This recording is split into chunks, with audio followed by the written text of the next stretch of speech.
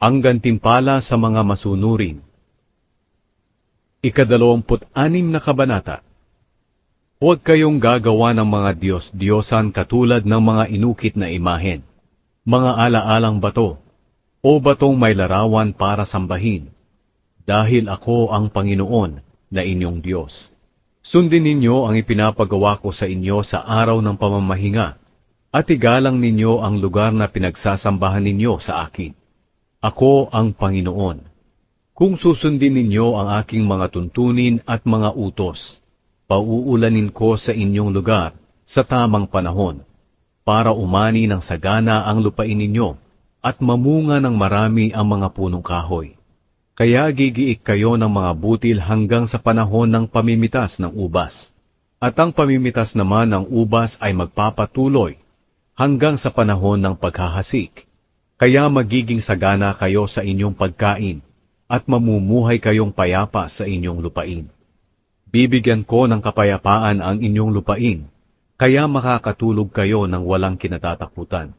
Palalayasin ko ang mababangis na hayop sa inyong lugar, at walang kalaban na sasalakay sa inyo. Kayo ang sasalakay sa inyong mga kalaban, at papatayin ninyo sila. Tatalunin ng 5 sa inyo ang 100, at ang 100 sa inyo ay tatalo ng 10,000. Iingatan ko kayo at pararamihin para matupad ko ang aking pangako sa inyo.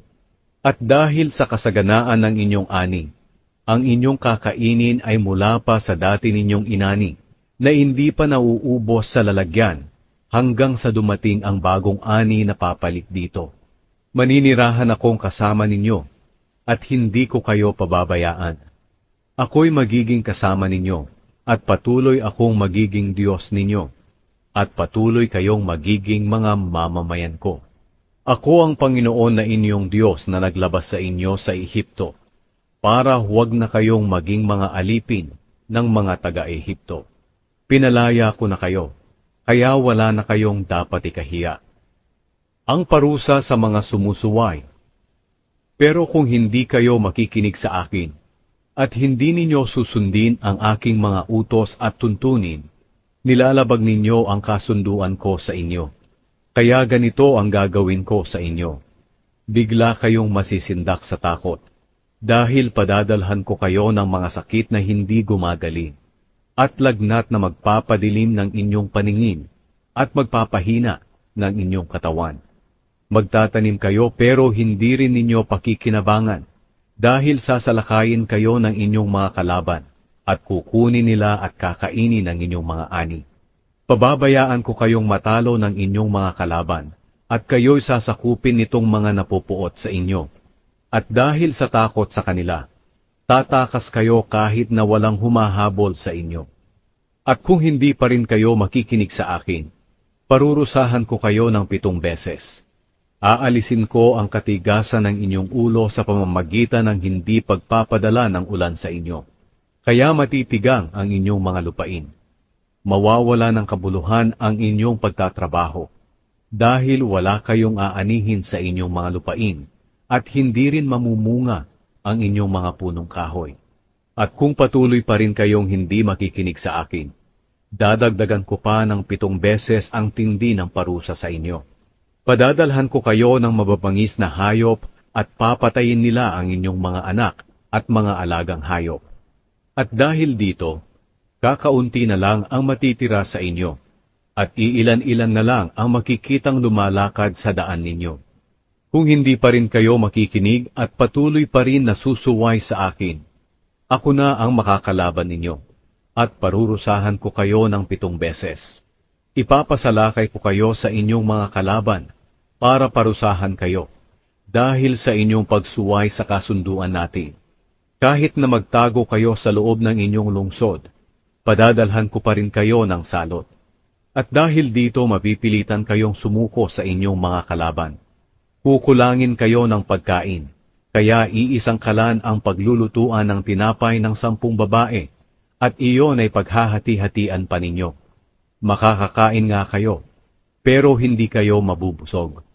At kung hindi pa rin kayo makikinig at patuloy pang susuway sa akin, magagalit na ako sa inyo at kakalabanin ko kayo, at parurusahan ko kayo ng 7 beses.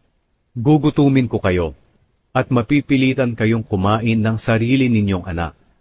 Wawasakin ko ang inyong mga sambahan sa matataas na lugar, pati na ang mga altar na pagsusunugan ng insenso. Itatapon ko ang inyong mga bangkay sa ibabaw ng mga patay niyong Diyos-Diyosan, at itatakwil ko kayo.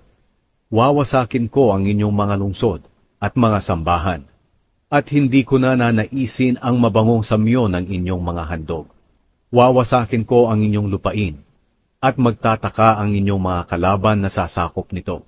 Pasasapitin ko sa inyo ang digmaan na gigiba ng inyong mga bayan at mga lungsod, at pangangalatin ko kayo sa mga bansa, habang bihag kayo ng inyong mga kalaban sa ibang lugar, makakapagpahinga na ang inyong lupain. Sapagkat noong nakatira pa kayo sa inyong lupain, hindi ninyo ito pinagpahinga, kahit na sa panahon ng pagpapahinga ng inyong lupain. Pero ngayon ay makakapagpahinga na ito, habang nasa ibang lugar kayo. Kayong mga natitirang buhay na binihag at dinala ng inyong mga kalaban sa kanilang lugar, ay padadalhan ko ng labis na pagkatakot. At kahit na kaluskos lang ng dahon sa ihip ng hangin, ay katatakutan ninyo. Tatakas kayong parang hinahabol upang patayin, kahit walang humahabol sa inyo. At habang tumatakas kayo, magbabanggaan kayo at magkakandara pa. Hindi kayo makakalaban sa inyong mga kalaban. Mamamatay kayo sa lugar ng inyong mga kalaban. At ang matitira sa inyo ay unti-unting mamamatay dahil sa inyong mga kasalanan at sa kasalanan ng inyong mga ninuno. Dahil sa inyong pagtataksil at pagsuway sa akin, kinalaban ko kayo at ipinabihag sa inyong mga kalaban.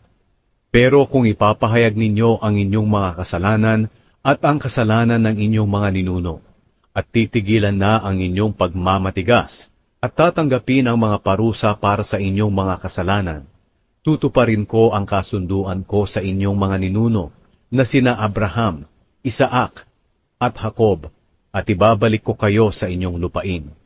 Pero kinakailangang paalisin ko muna kayo sa inyong lupain, bilang parusa sa inyong mga kasalanan, dahil sa pagsuway ninyo sa aking mga utos at mga tuntunin, at para makapagpahinga ang lupain ninyo, habang wala kayo roon. Ngunit kahit na pinarurusahan ko kayo, hindi ko kayo itatakwil, habang kayo'y nasa lupain ng inyong mga kalaban.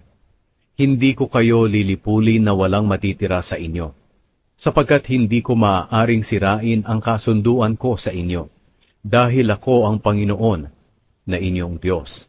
Tutuparin ko ang kasunduan ko sa inyong mga ninuno na inilabas ko sa Ehipto para maipakita ko sa mga bansa ang aking kapangyarihan.